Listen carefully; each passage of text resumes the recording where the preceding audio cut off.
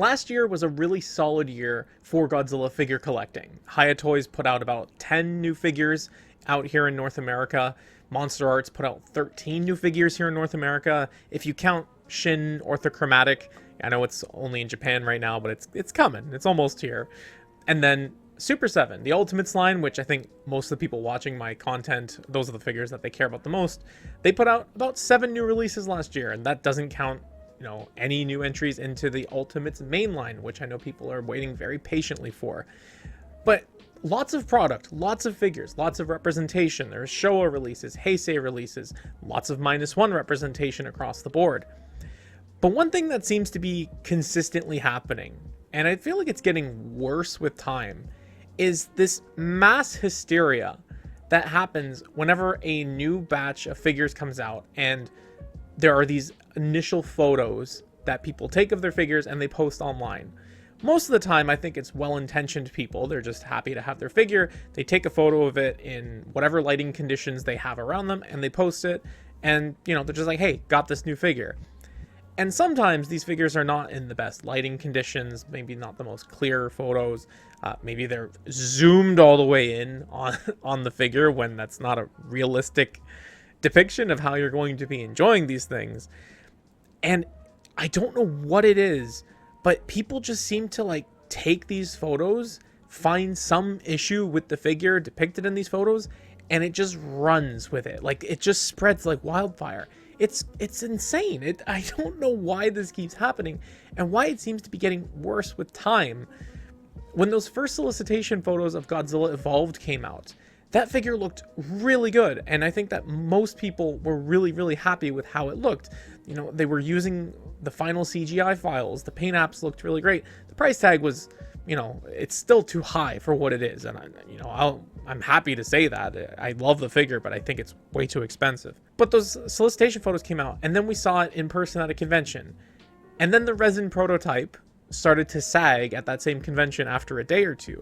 Myself and other channels that put out information, we know that resin prototypes are not the most structurally sound thing. It's like the figure sags and people are already casting judgments like, oh, this is going to be a complete waste of garbage. Like, and then like new photos come out, like more solicitation images, like Godzilla in the, you know, Suko and Mothra set, and they're like, oh, like, yeah, Godzilla Evolved looks good again. And then San Diego Comic-Con happens, and the figure in the display booth has, you know, a little bit of heavy-handed dry brushing on the chest, and it starts all over again. It's like people see this photo and they're just like, no, the figure's gonna be garbage, like, blah, blah, blah, blah, despite it being many, many, many months out from release. Like, we know that this is not a pre-production sample. We know it's not a production sample. And then Monster Arts posts the photo celebrating the home release of Godzilla Kong the New Empire with all 4 of them on, you know, in the shot together. And people are looking at this Godzilla Evolved and they're like, how come the chest is all messed up again? And it's like, I don't know why this happens. I don't know why it's like we have like the highest highs and the lowest lows whenever we get a new batch of photos. It's either like, you know, it's peak or it's like garbage, you know, complete waste of money. And so you might say that, like, okay, like, it's a Monster Arts, it's a premium product, people have very high expectations, and that's why they're so overly critical. But like, this happens with every other figure line as well. When the Super 7 Ultimates Godzilla -1 came out, I remember seeing like these photos taken in, you know, not great lighting conditions. And people were just so unhappy, despite the fact that there were other photos being posted at the same time in, let's say, more generous lighting conditions that showed just a huge, stark difference. It was so different. It was so much better. But nobody was focusing on that. They were focusing on the thing that made it look like a shiny gray piece of crap. We've seen this even more recently with the Hiya Godzilla 2014 figure. This photo started making its ways around and people were so panicked. They were like, oh my god, there's gonna be so much tan on my arms, it's gonna look like he's made of sand or something. And then lo and behold, people like me, you know, other content creators, they all get Godzilla 2014 in hand, and it's like, yeah, the paint actually looks pretty decent for what it is.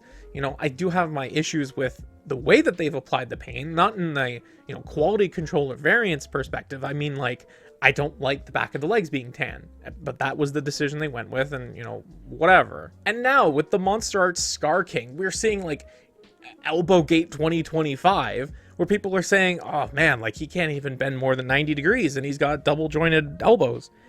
Except he can bend more than 90 degrees. You have people like taking his neck and like putting it in the most upright position and then putting the head like downward to face the camera, so he looks like he's an inch taller or something, despite that not being how he's depicted in the solicitation photos, nor the way he's depicted in the movie. So what is the call to action here?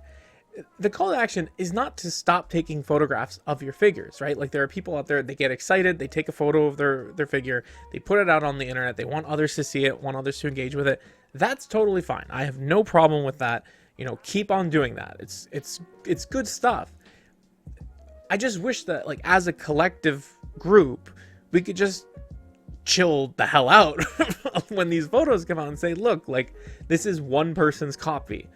You know, there are other people that will get copies, and we will just have to see across the board how things turn out, because there's always going to be dud copies, right? Like the Godzilla 2014 that has all the tan on the arm, like that is a very heavy-handed use of paint on that copy. Mine doesn't look like that. Herald of Figure Mania shows doesn't look like that. Brim Criticizer doesn't look like that. Like you have to look at like the average across the board, how these things look. The Scar King neck situation, it just seems like a deliberate intent to like misrepresent how people are going to be posing this figure, and that is just so annoying to me. It's annoying to me when people are like, I can't bend more than 90 degrees, and then they post a photo of it bending more than 90 degrees. Like, come on, guys. I just wish that in 2025 we could break this cycle of the hysteria that happens every time a new batch of photos emerges of a new product for the first time, and that we could just like, you know, just give it a few minutes, give it a couple days, like let more photos come out. Wait for some of the folks that you rely on, that you trust, to get these things in hand and to provide more context. A single frame of a photo is never going to give you a good idea of what the situation is. And I'll give you an example. Here are 3 photos I took of my Godzilla 2014 figure. One is in no lighting with night mode on my camera, one is with the overhead lighting in my light box, and one is with the overhead lighting with a front-facing flash as well. The figure looks completely different across 3 different lighting conditions, right? So that's what I mean. Like, one single frame is not going to give you a complete picture. One single unit is not going to give you a complete picture. Wait for more information. Wait as, you know, these things get out there a little bit more, and just relax a little bit. You know, it's just so annoying to see people panic about something that's not even worth panicking about. The 90-degree bend for Scar King is like asinine to me. The fact that one person didn't bend it more than 90 degrees and now half the community has like thrown out the figure. Just chill, man. Just relax. Like, it'll be fine. I want you to keep in mind what I've said here when Shimo releases this month, next month, sometime soon. And remember, when those first photos come out and someone is inevitably blasting this thing with light and it's reflecting it all back at the camera, making it look like a glossy dollar store toy, wait for more photos to come out, wait for videos to come out that actually show the thing in motion and maybe show a full degree of posability and articulation, rather than just like taking the fucking neck up and then pointing the head down, like whatever the hell is going on with Scar King in this community. So that's gonna be it for me. I'm very curious to get my Scar King in hand in the next couple of weeks. There will be a review coming on the channel.